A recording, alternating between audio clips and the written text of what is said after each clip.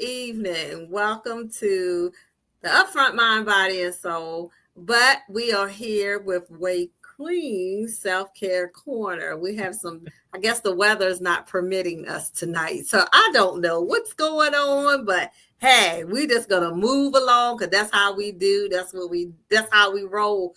So Dr. Karen, welcome. Hey, how's everybody doing? Good to be back. I feel like it's been a long time since I've Yeah, been here. we've been doing HPOC, been doing some things. We on the beat. So like we say, we heal ourselves, we heal our communities. Communities. So one of the things I want to say, welcome to the fellow family members that are represented tonight with the legacy person here herself. That's, if you look at in the back screen of her, let's say, she has her family, some of the heritage, some of her lineage, all of that.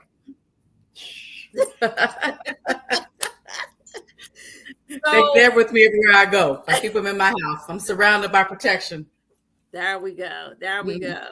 So, we know this month, when we're almost at the end of the month, we know that this is Women's History Month.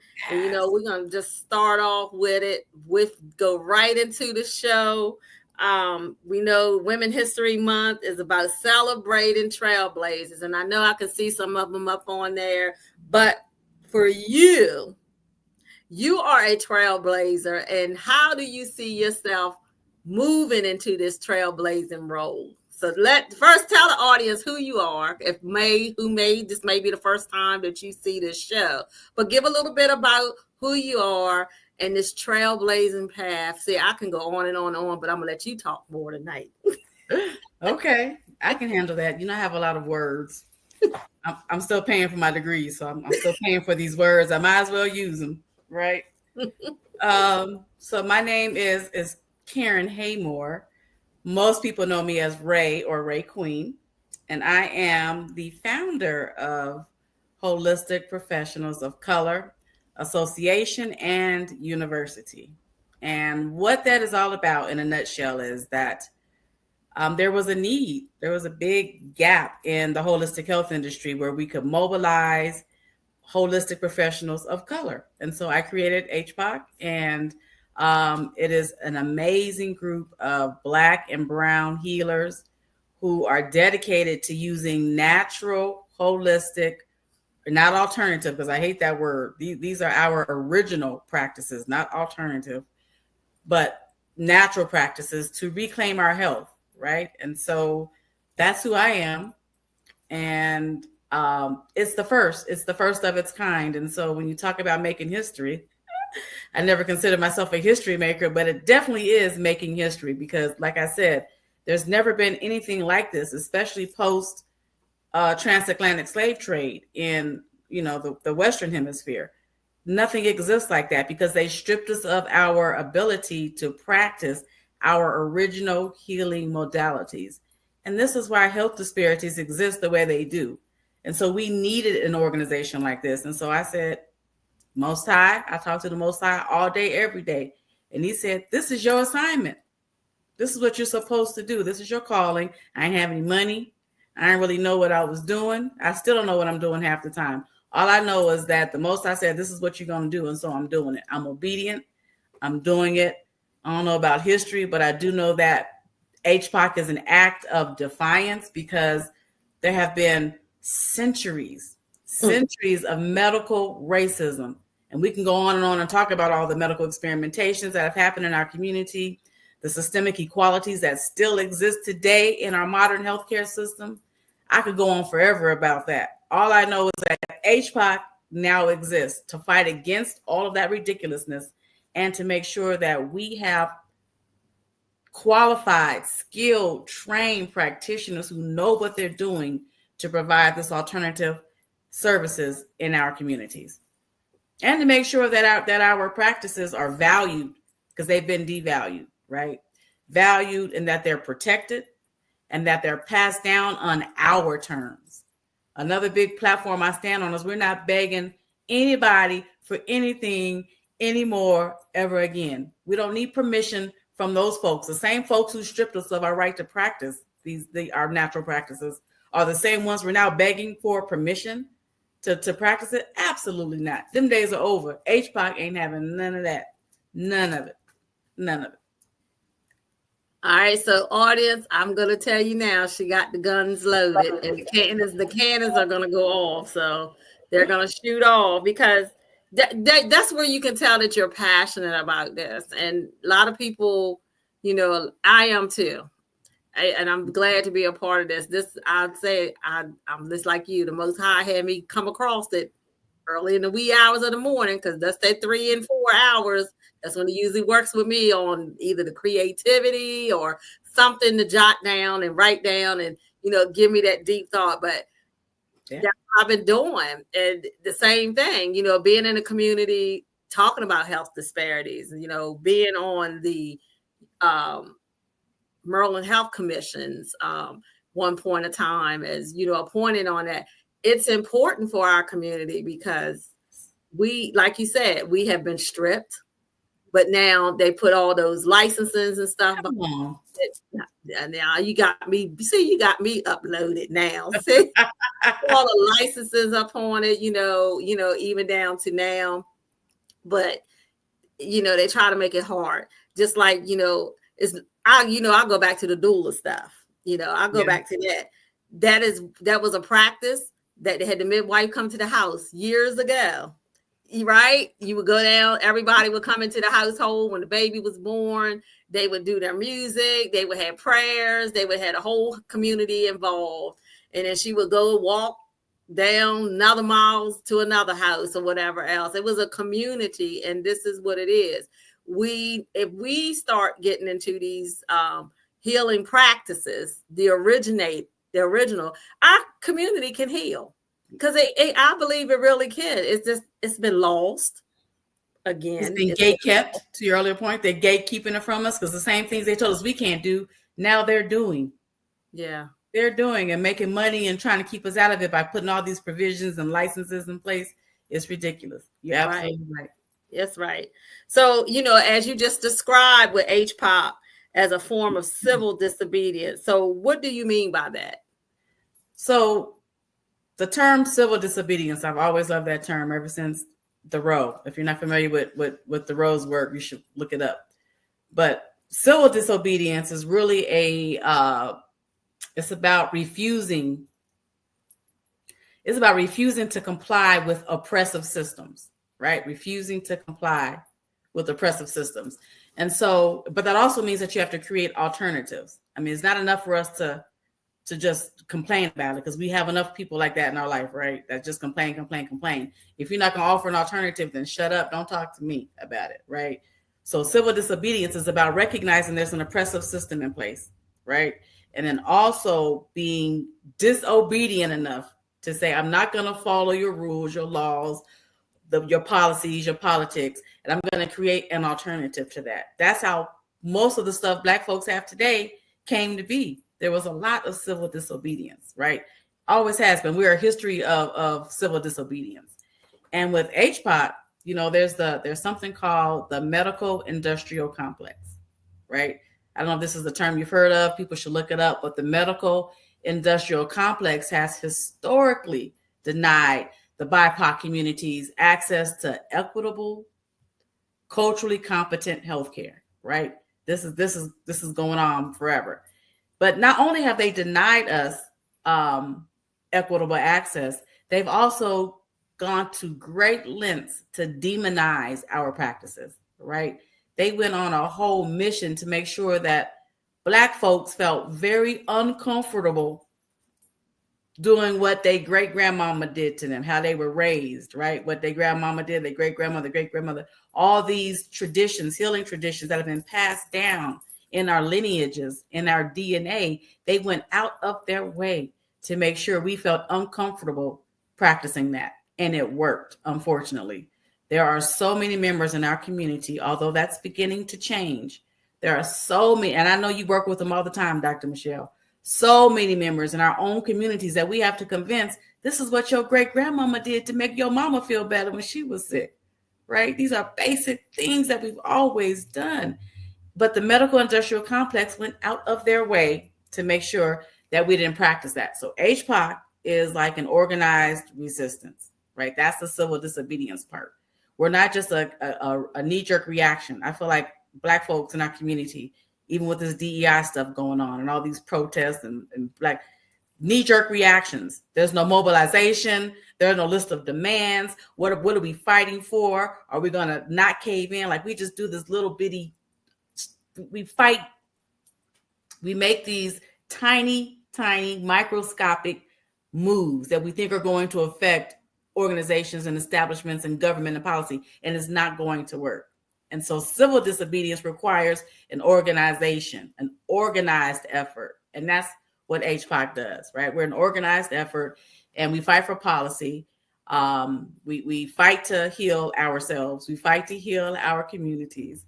We're not begging for permission, right? We're going to do it on our own terms. And that's where the civil disobedience piece comes in. I'm not following anybody's rules. I've never been a good rule follower.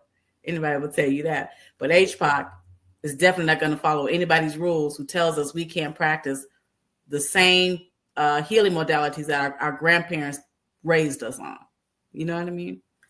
So that's I totally got you. I totally get you, because it's funny to go back to what you were saying. You like to say in our community.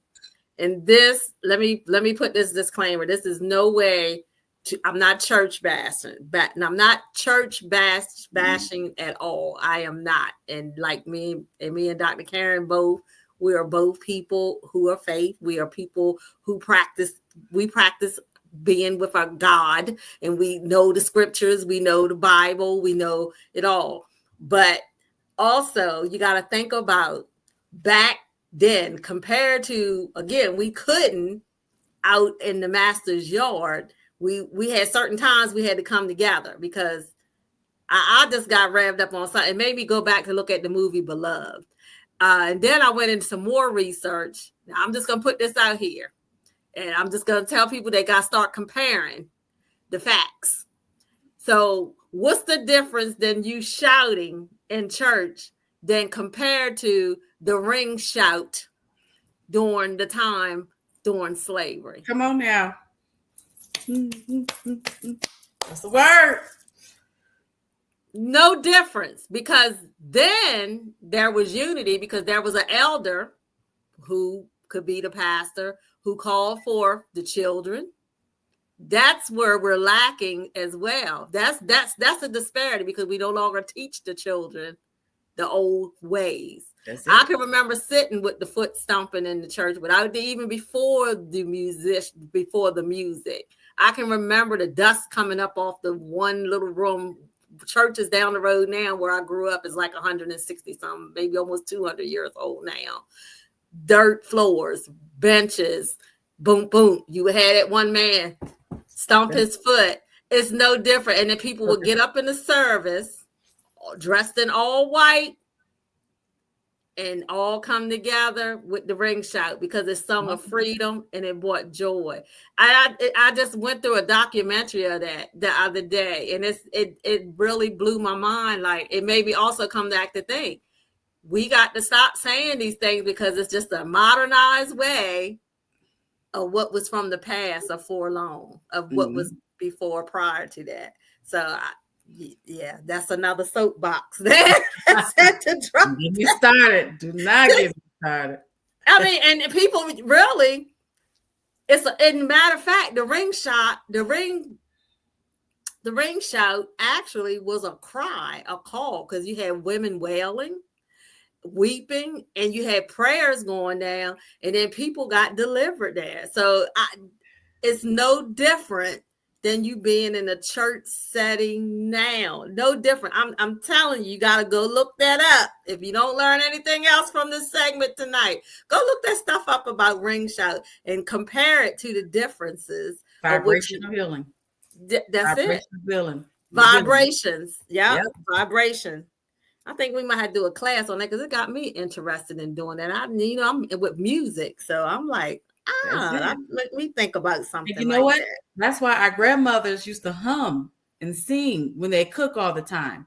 That was another way to put good vibrations into the food and also to heal themselves, because the vibration of sound in your own body is healing. Like, girl, let's not get started.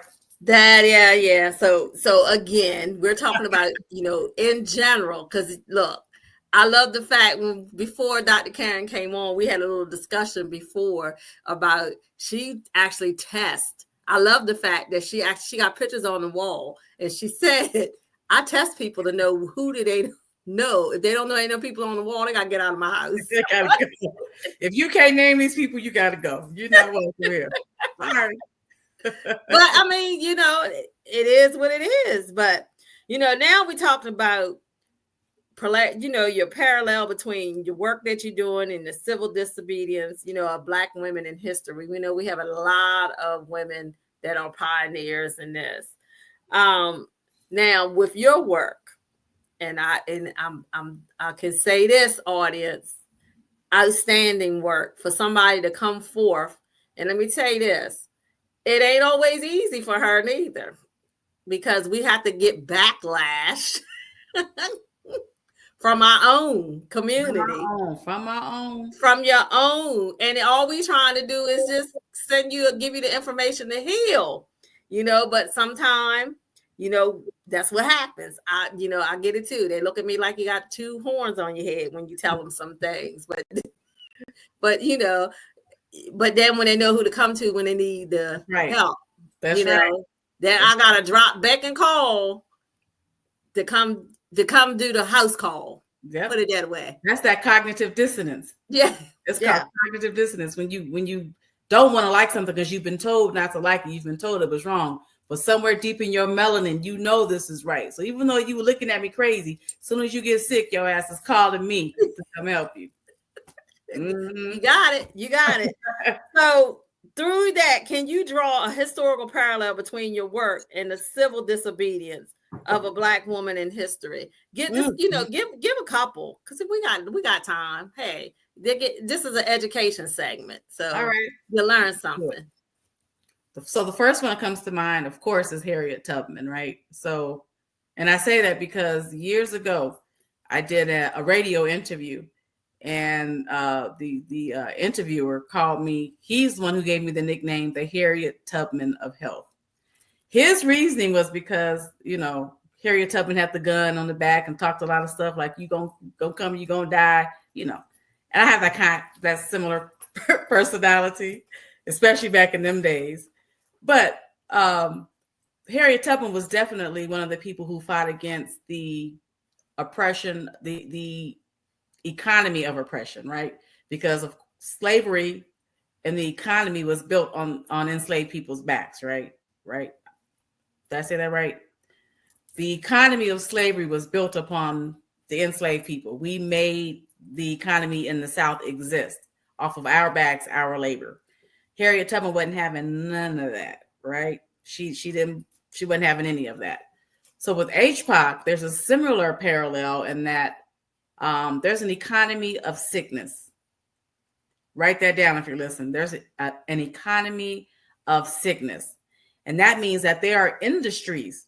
There are many industries right now that profit from keeping our communities sick.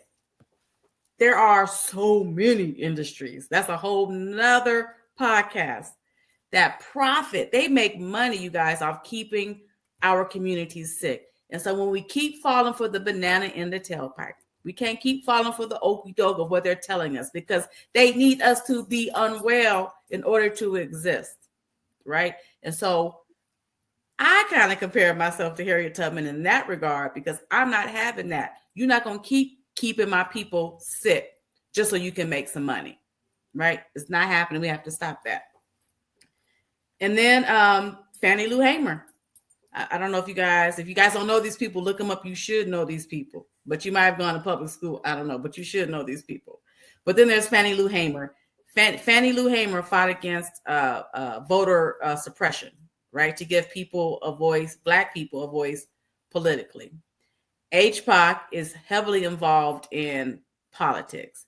And I hate to say that because I've never been a political person, right? I've never been a political person, but we have to involve ourselves in politics if we want to make legal changes that give Black healers the legal right to do what they're doing, right? And so just like Fannie Lou Hamer fought against voter suppression, Black healers are now fighting against the suppression of the laws that they're creating that require us to have these ridiculous credentials that should never be put in place in the first place, right?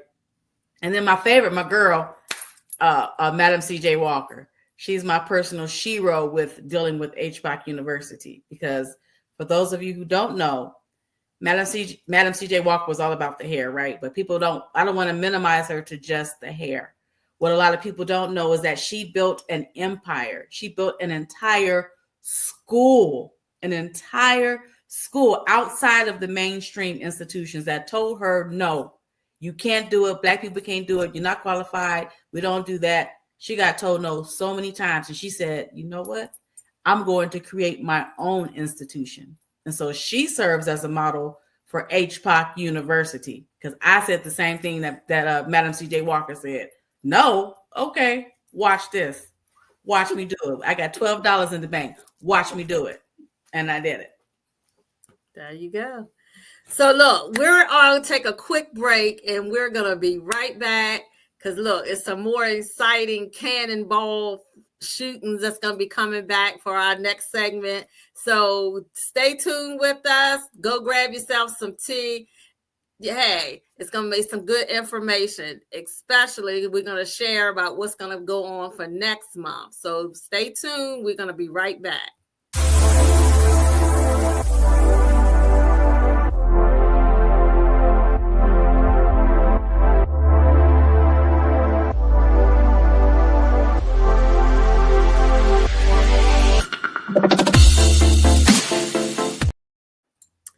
Welcome back to the Upfront Mind, Body, Soul podcast. I'm your host, Dr. Michelle Bolden-Hammond, and I am here with Dr. RayeQueen Haymore for the RAYEQUEEN Self-CARE Corner segment. And look, she's already shot off the cannon, and I'm not going to go behind her with the ammunition and say fire. No.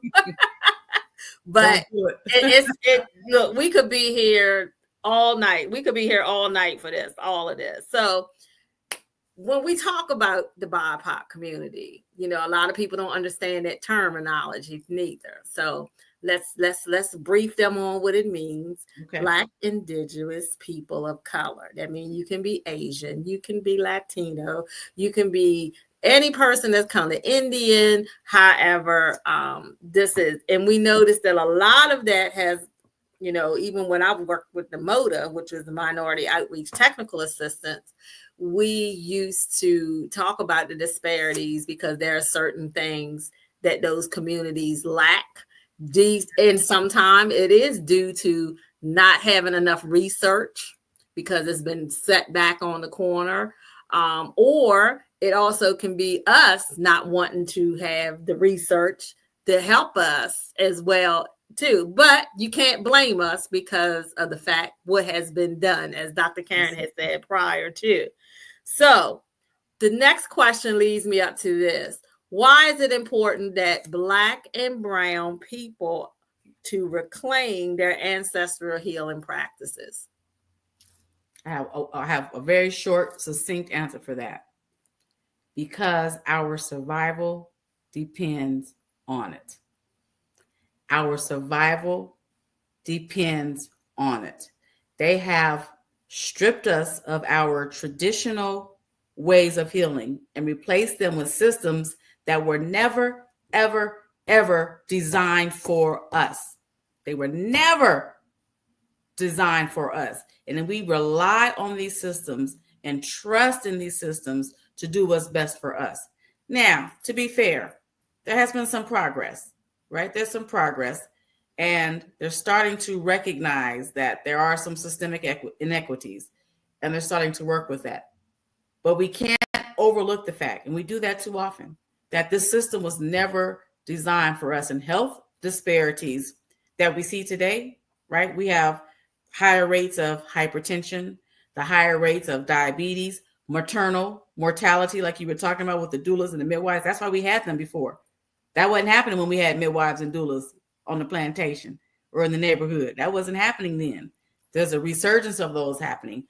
So all of the higher rates or the health disparities that we're seeing now are a result of the fact that the system was never designed for us, right? And we have to accept at some point, I don't know how long it's going to take all of us to wake up, but we're going to have to accept at some point that when they keep telling us our genetics are the problem, it's a lie. You're going to tell me the strongest people on the planet who have survived the transatlantic slave trade, they survived the harsh conditions on the plantation, they survived Jim Crow and civil rights, and you're going to tell me our genetics are the problem? Miss me with that information. Our genetics are not the problem. The problem is that we're disconnected from our traditional healing practices that addresses our mind, body, soul, and spirit, because we are a holistic people. And when you disconnect one piece, you dismember the rest of the body. And so stop falling for the banana and the tailpipe. Take it out. We have to reclaim our traditions. We have to reclaim our power. We have to reclaim our health and watch the health disparities fade away. Our survival depends on it. Wow. That now, if you don't get anything else out of that, what she just said, because you're right, it's in our DNA. Let's go back to that. It's in our DNA. You might not, you have missed it on the boat. So why not be the first generation of a new generation to look and do some research? As we said earlier, about pushback from the community, because so many people so scared of the practices, and it's witchcraft, it's all of that type of stuff. I know you had to push back. So I know, even in the obstacle of the work, I know you didn't have it. So describe it. I can give you several of them. We all know. And that's why we needed HPOC. We had to bring us together so we could wrap our arms around each other, because we live in our own little bubbles all across the country, and we're catching the slack from members of our own communities oftentimes. You know what I'm saying? And so the pushback is real, but anytime you go against the status quo, you become a target, right? There's a status quo that has existed for a long time. And when you say, you automatically become a target. They're going to work to discredit you. They're going to do their best to discredit you. And so even just holistic health, right? They're quick to dismiss it as unscientific, right? I know you've heard that before. There's no scientific validity to what you're doing. They'll do that to us quick. However, even though they label our information unscientific, you'll notice that there are yoga studios popping up everywhere. There are meditation apps you can download from your phone now. And that was always our stuff, the mind-body connection. Now we have integrative medicine clinics all across the country. Even the traditional medical medicine clinics have an integrative component now. They've incorporated wellness. So they've told us for years it was quackery, but now you're incorporating it and charging people for the same information you really don't know about. They really don't know about, but they're charging us for it. So anyway, let me not get on my soapbox. Yes, there's going to be pushbacks, but every time I get challenged, it reminds me that I'm walking in purpose. I'm on divine assignment. And one thing I know, I remember when I was in college at Langston University, LU, in the building, one of my professors said, if it wasn't a threat to the system, there wouldn't be any pushback. If it wasn't a problem to what you're doing, why are you so worried about holistic health? They're only so worried about it because it's a threat to what they're doing, and they know that it's valid. Otherwise, they wouldn't care. If I was like, hey, if you blow up a balloon, you'll heal yourself, they wouldn't care about me. They'd let me go on every Phil Donahue TV show, whatever they have these days. I don't even know. Not the Donahue. I don't know. I'm old. Not the Donahue. I don't know what they have these days. I'm old. I'm showing my age, huh? Not the Donahue. That is so funny. But you're right. You talked about, and that goes back to the terminology that you said, the economy of sickness. So that goes right back to what you talked about earlier, before we took the break. They're meant to have an economy of sickness and the health disparities for that. So That's it.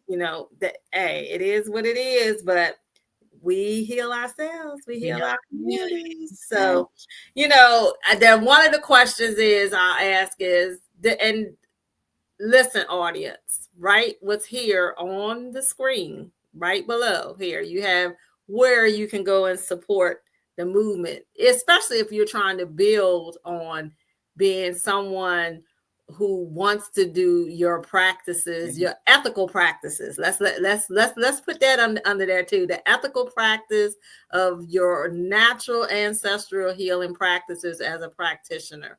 I will say this is where you want to go and do some research, because it will give you a great eye opening of everything from the beginning to how it was in the beginning, what we think, what we may not think.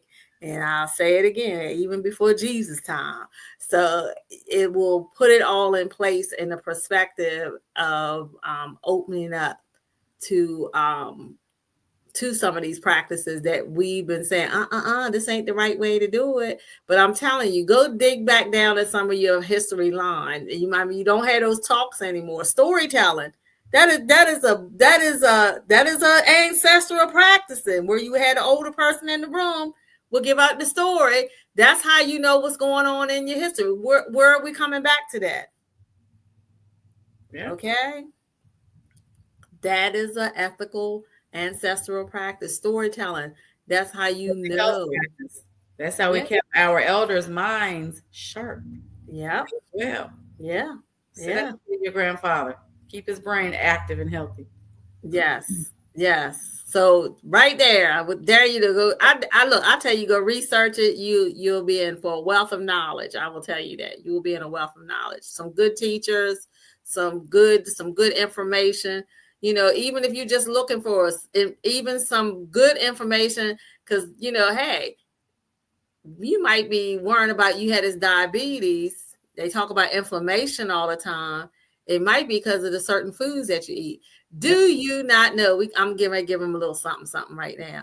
Do you not know that you should be eating according to your blood type? Everybody come telling me, I don't even know what my blood type. Sip on your tea, Dr. Karen. I see you. That was a nice one. That was right nice. Maybe the problems is because you're eating the wrong foods that's based upon your blood type. You're not eating what you're supposed to be eating. So those are certain things that you need to research in. I'm just giving you a little something. I'm not going to give you all, because I need you to go to the website. But that is reason probably you might have a lot of inflammation, is because you're not eating the food that is according to your blood type. So those are some things that you do. Your pH balance, how to test your pH balance, how to know if you're acidic or not. Those are certain things that you do. Lot of information, wealth of information, herbal classes, all types of stuff, little mini workshops. And look, sometimes you don't even have to be a member. You can just come on in and, pay a little fee. And then there's some nice workshop classes, good information. Because look, we had somebody that talked about dental work in a holistic way. That was awesome. It was awesome. That, is different ways, how you get the information out there. So it's not that we're not trying, it's that we need your support, especially from our communities. And, to have an open mind with some stuff, and to stop thinking everything is of the devil. Because look, I tell everybody all the time, what God made is good. He made everything. So what he made is good. So regardless, if it's that sound bowl, he made it. Yep. That's it. He made it. I'm just saying. But anyway, Dr. Karen, I want to leave you with this last question. Oh, okay. So she said, okay. Because you have a legacy, and when she talked about Harriet Tubman, I last year at the conference, let's talk about the conference too. If you want to know more or if you just want to be a fly sitting in the room, there's a huge conference that's come out for this yearly. And this year, I'm not even going to tell you. Can you tell them what the theme is for this year's conference? This year's conference is We Are Healers. Strength in Unity, Power in Community. Yeah. That's this year's theme. Denver, Colorado, September 11th through 13th. Is that right? In Denver, Colorado. Come join us. You'll love it. A group of dynamic, incredible, amazing, highly skilled, highly trained holistic practitioners who are all dedicated to healing ourselves and healing our communities. You don't want to miss it. Even if you're new to holistic health, it's a good place to start. It's a really good place to start. Yeah, good networking, good information. I really enjoy myself. But go back to when we talk about legacy, when she talked about, when I asked her those questions about who, as a woman that, was like a pioneer to her, she talked about Harriet Tubman. Well, last year at the conference, she got the Harriet Tubman Award. And what was so special to me is because I'm right in the mouth here with Harriet Tubman. I'm like maybe 20 minutes away from the next county that she was born in. But I would really love for HPOC to really get a feel of just going there to the basis of just being on that part when you talk about the determination. But for you to really see where she is and where her travels was through that marsh, I would be like, I'm not doing that. But to think that they had to do this barefoot. Right. Come on. And that's why these DEI protests irk me. Because they really made sacrifices. Our ancestors made real sacrifices. Yeah. We're not shopping at Target for one day. And then they put in there, buy what you need the day before. How is that a sacrifice? Girl, don't get me started. Yeah, a lot of people don't, and I may be some wrong. Somebody might hate me, but that's just me. I hate that. I'm saying, but the Black Lives Matter. Really, if it would matter in our own community, why are we killing each other? I get what you're saying, but if it really matter, why are we still continuously killing each other? Yeah. I digress on that, but so Dr. Karen, I will say it's been a pleasure of having you here. So for next month, because we know there's some themes that we do at HPOP. So you want to share what next month will bring for April? So this month is Nutritional Roots Month. And so we celebrated cultural superfoods. If you want more information on that, go to the association website, which is holisticprofessionalsofcolor.org, spelled out just like it sounds. Also on that same website, next month, you'll see we're celebrating in April, Well Black Woman. It's our Well Black Woman Month. So we're going to celebrate Black women and offer holistic health, modalities, training, services, programs, rituals, all the things so that we can support Black women on their healing journeys. And so there will be some initiatives that are rolled out at all of our chapters across the country. Visit the website to find out more information about that. And speaking about eating for your blood type, women should also learn that they should be eating for their womb type. And we're going to talk about that next month as well. Black women are dealing with, Black and brown women are dealing with reproductive problems at alarming rates. But if you figure out what your womb type is, you'll know how to treat it appropriately so you don't have those reproductive issues. So we're going to tap into all of that information during the month of April. So, audience, see, I told there's a wealth full of knowledge here. I just wish that I wish we could do it weekly, but I know we all stretched out everywhere, but it's some real good. I'm serious. And if whoever catching the replay of this, share at least with one individual that you know that they have a specific gift. Put it that way, because it's a gift. And I do not want the God-given gift to be not used, because as the old folks, he said, I don't want no rocks to cry out for me. so so I'm just saying, it's very important. Again, we're here at HPOP. We heal ourselves. We heal our communities. So, Dr. Karen, until next month, and audience, until next week, I want you to live in your purpose. I want you to understand that you have survived 100% of your bad days. So, until next week, be blessed. Be blessed. blessed. And Ashe. Ashe.